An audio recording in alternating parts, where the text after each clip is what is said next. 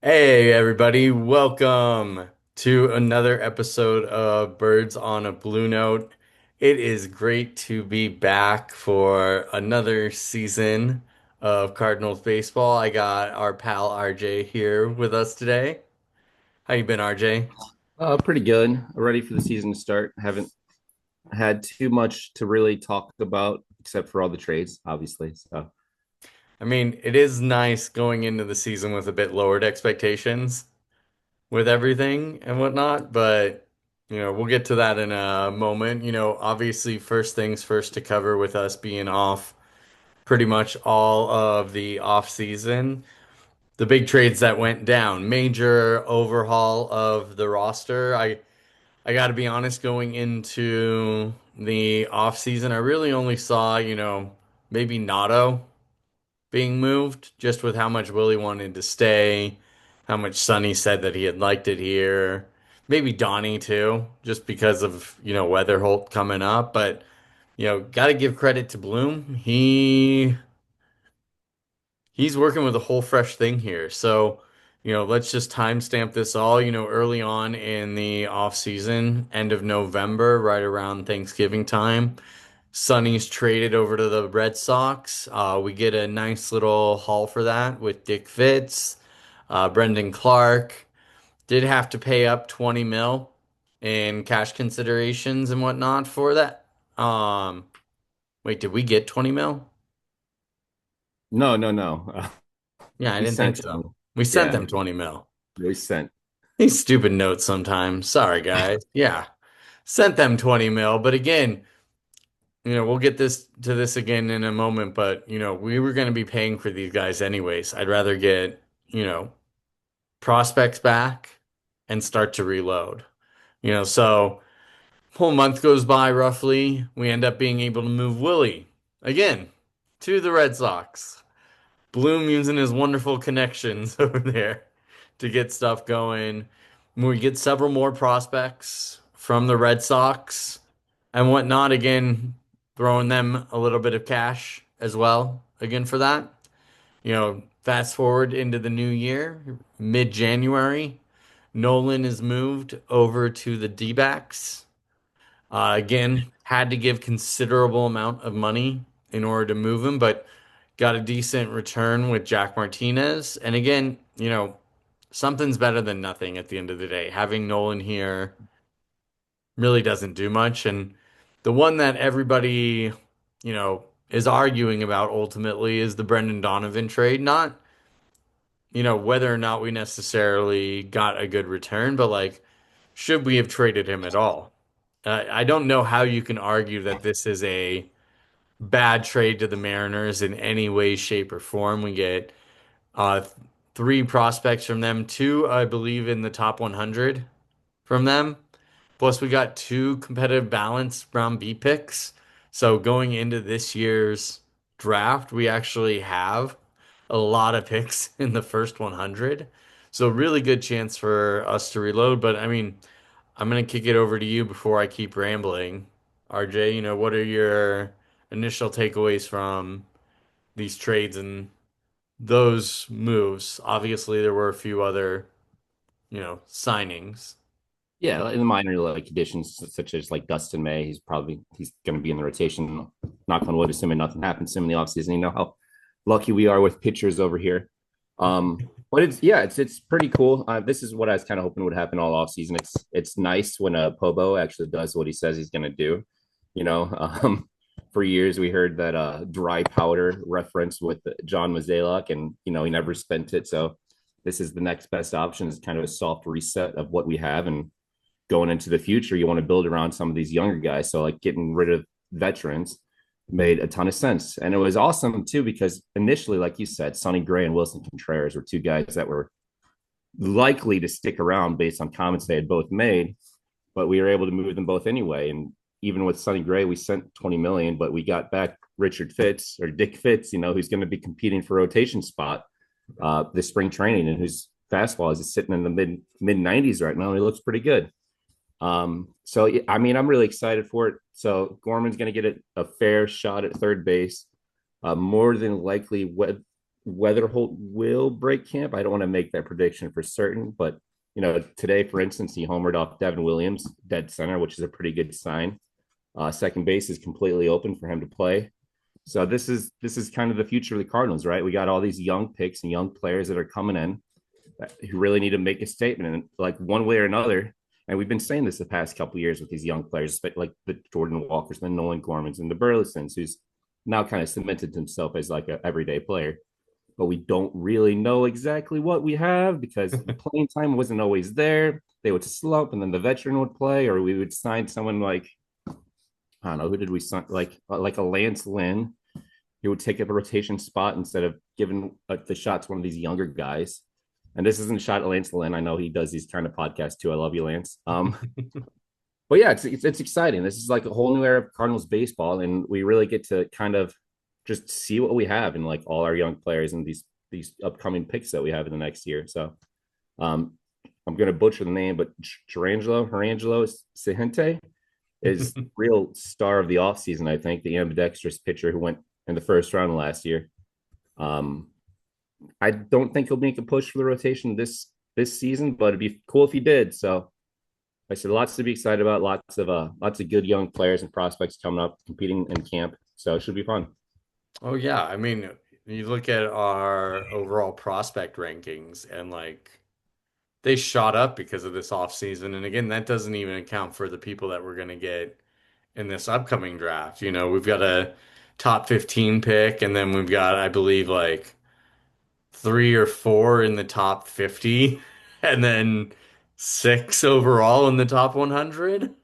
Yeah, and then our over under for the season is 69.5 wins. What are you taking on that?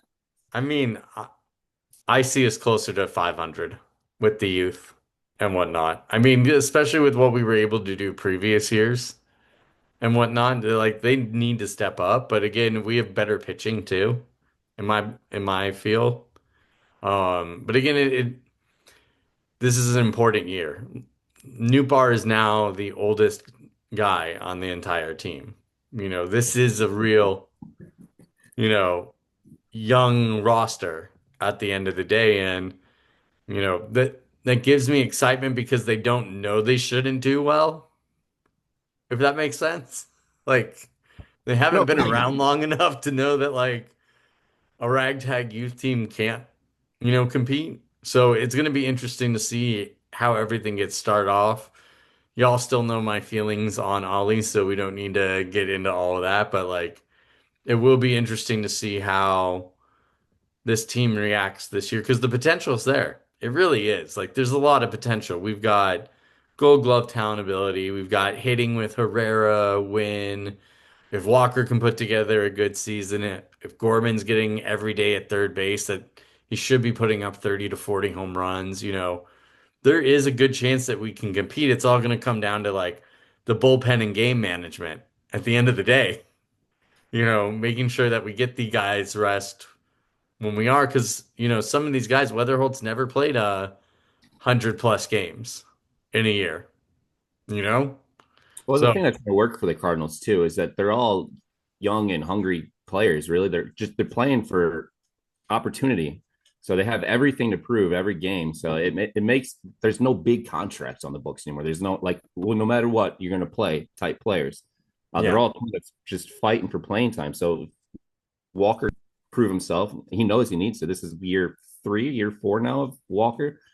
And every offseason we come in and he's like, all right, he's figured it out. He looks good in the offseason. And I always hate hearing that. Oh, he looks great. His swing looks great. He's done this. He's changed this mechanically. And it's like, it's put in some games, man. I mean, like, and it's a team full of guys like that. And then we have people coming up like Josh Baez who wants to prove something. I mean, obviously Weatherholt has been good so far in spring training. Then we're like a catching factory now. We got Ryan Rodriguez, we got Jimmy Crooks, we got Leo Bernthal, all trying to make the roster.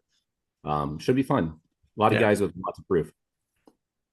It's just going to be interesting to see how it all plays out. And like the problem is like you do have to give these guys enough playing time. You can't keep, like I know we signed Urias. We can't just, if Weatherhold has a bad day, we can't just throw him in and be like, sorry, kid. You got to sit the bench until you get it right.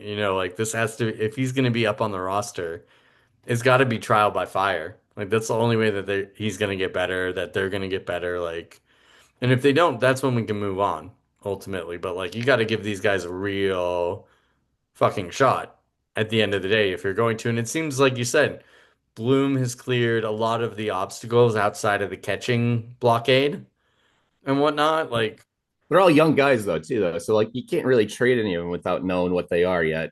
So but that's the problem is you can only play so many catchers at a yeah. time, like Yeah, I don't know. even though Herrera we might throw them out in DH. right field and center and DH at the No, we're same not doing time. that. But That's a McKinney thing. So we're not doing that.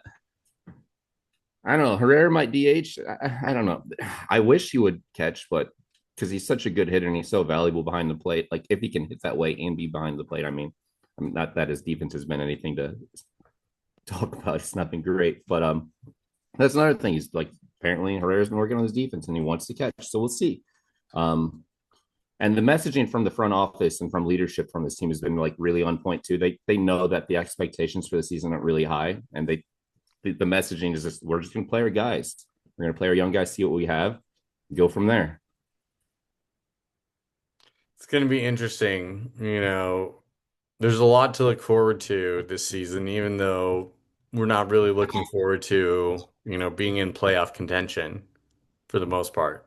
At least not most of us are expecting playoff contention at the end of the day. You know, But yeah, and MLB is going to be handling the TV portion of things too, so that'll be interesting to see how Mhm. that plays out.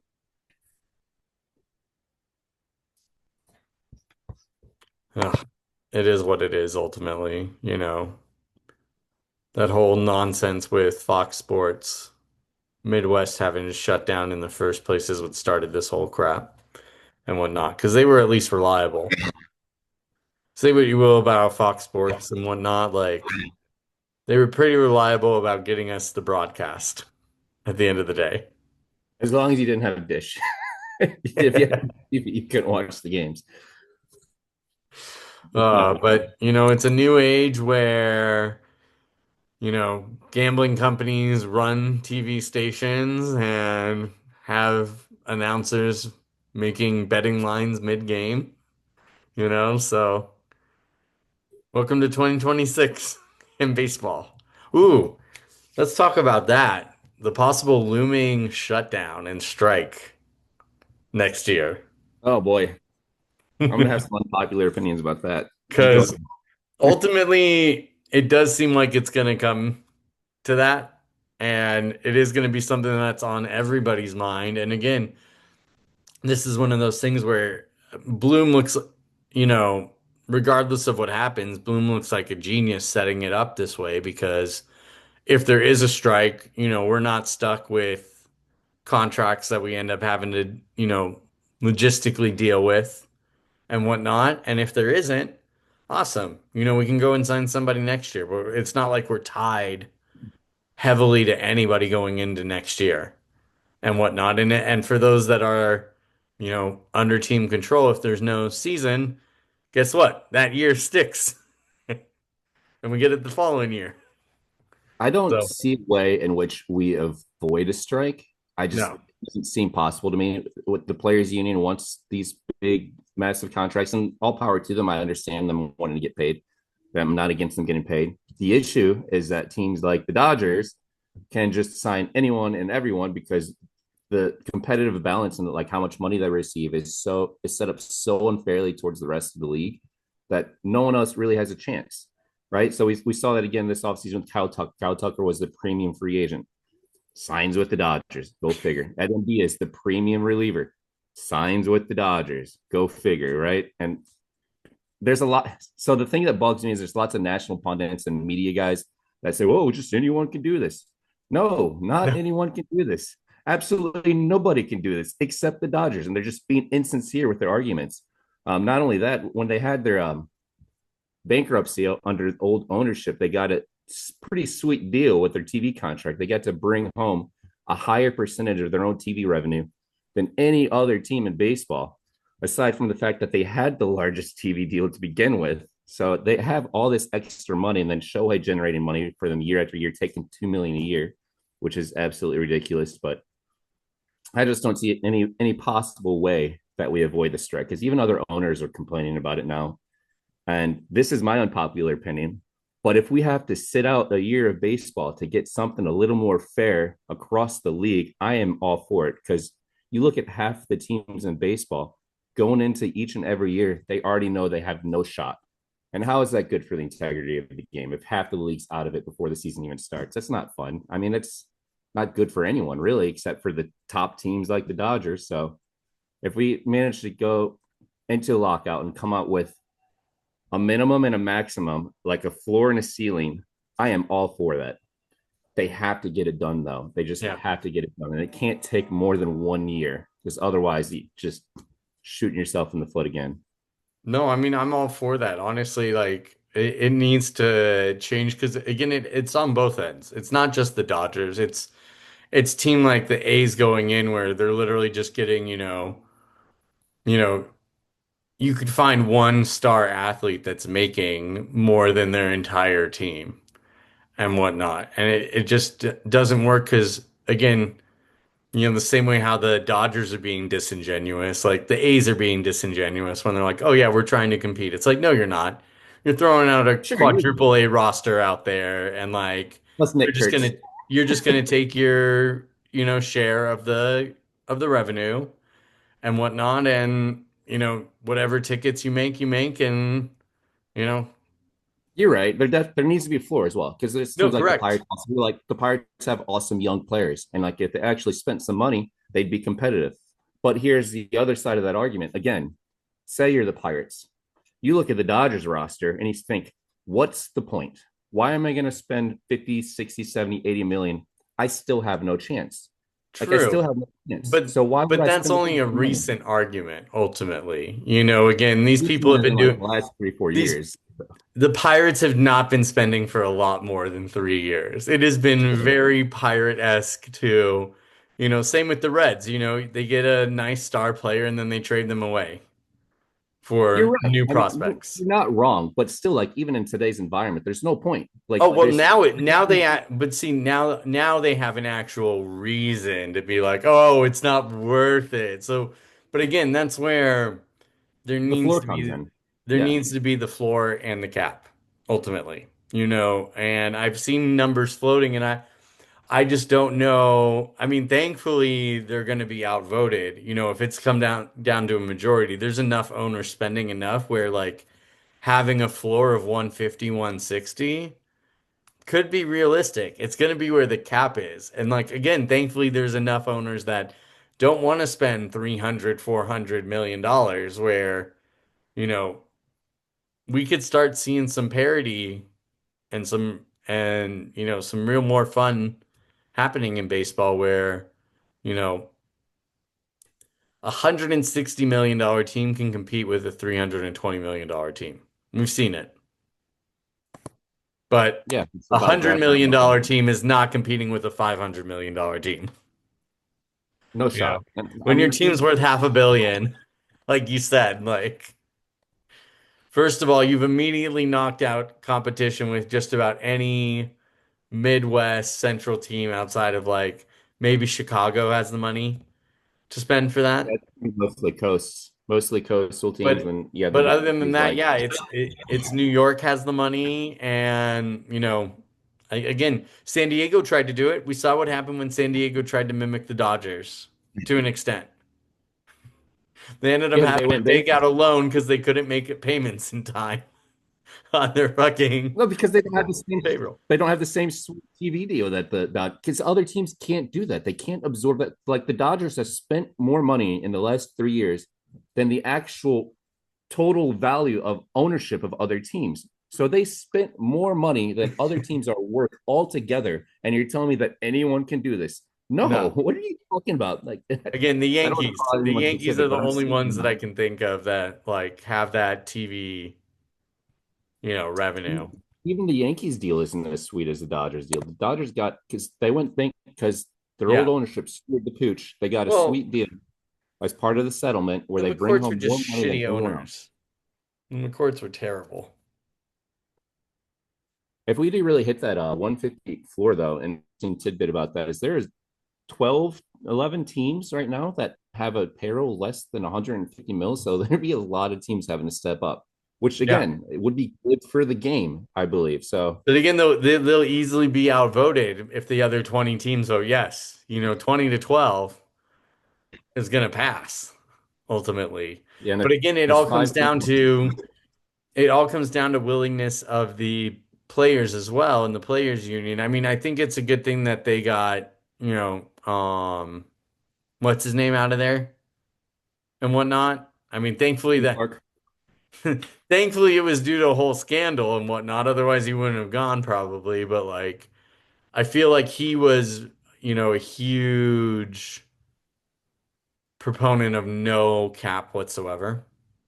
And him Oh, being most gone, like he was the one that really was pushing that consistently and whatnot. And just as an old time player, I feel like he was a bit jaded in his like view of that. He's like, oh, we should have been making more back then. It's like, I gotta make sure these guys even make more. And it's just like you're squawking over pennies right now when the reality is the floor will actually help the players a lot more because now you're gonna have a lot more guys paid and whatnot. Sure, like the top 5% might make a little less and be capped out, but you're still going to have a team like, Oakland maybe be like, hey, you know what? We'll put all 100 grand towards one person and put 50 grand towards the rest of the roster. Like it's been done before, you But yeah, know? that's the thing I was going to bring up as well. Is that like the players union is only really ever catered towards the top end of the market anyway.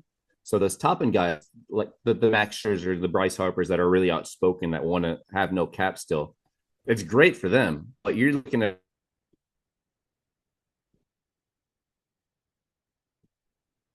floor because they're not real. They're an afterthought in all of this. It's always about the top, like the Shoheis and the Mookie Betts and then the Kyle Tuckers. But it's never about the guys that are like the league average players or like right below that or some of the younger guys that haven't got paid yet. Well, So but you that's implement the floor and also, they're going to get more to money. put it into perspective, that's because like only 30, 40 years ago, the top guys weren't really making that much, you know?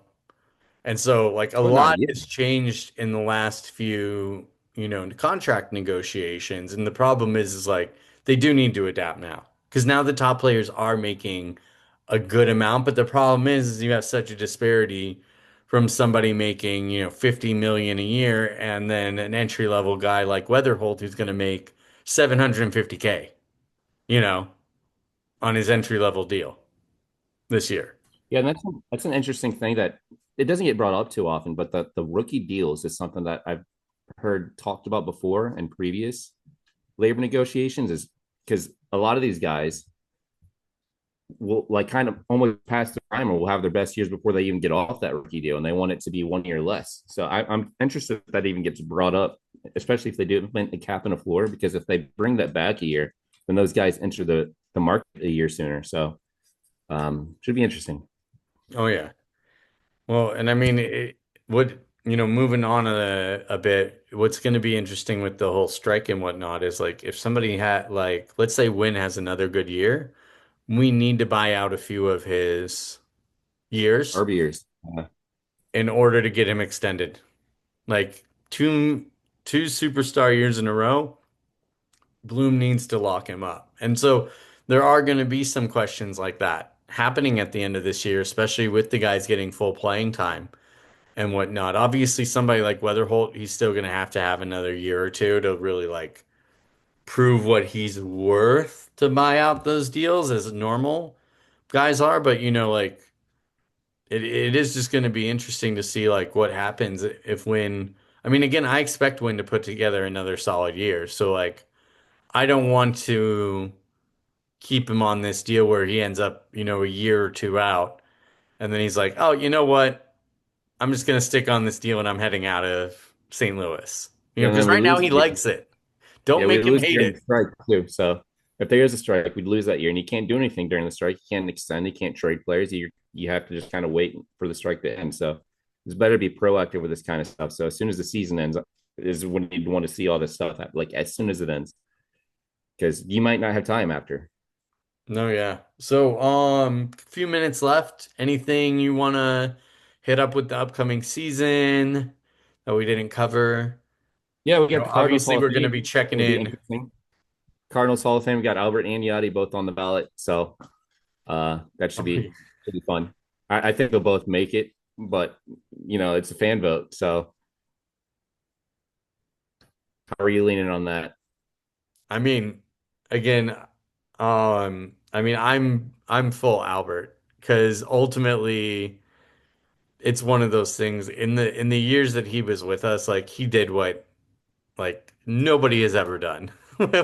And again, we'll probably never see performance like that ever again. You know, the most consistent power hitter possibly of all time and whatnot.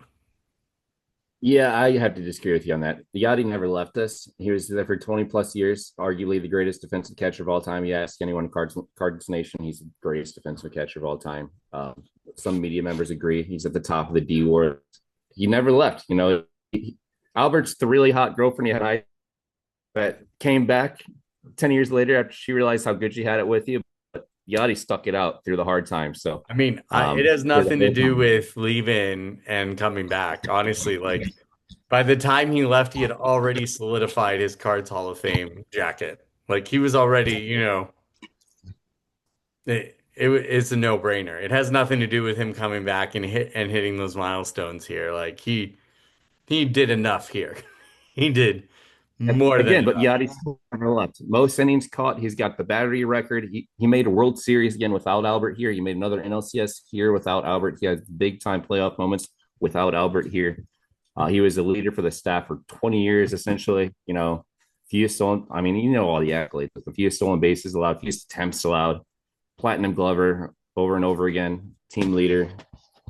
Well, Really hard. obviously we don't have time to, settle this all here. So feel free to share your comments, everybody. If you have any who you think should get it. And again, hopefully both of them make it. You know, They're both going to get in. That's what's going to happen. They're both going to get in. They're not going to tell us which one is a fan vote because they don't want anyone to feel bad. They're just going to say, "Oh yeah, one of them's an honorary member. We're going to make a special exemption for them." And we'll yeah. just want to see who. So, but again, well, thanks RJ for joining me. Great catching up on all the cards action. Everybody, we will be, you know, filling you in as the season goes on. We'll see how many episodes we're able to get this year. Hopefully, a good solid, 20, 30 and whatnot, but we'll play it by ear. So let us know what you guys are looking forward to this upcoming season. And thanks as always for tuning in. Have a wonderful night.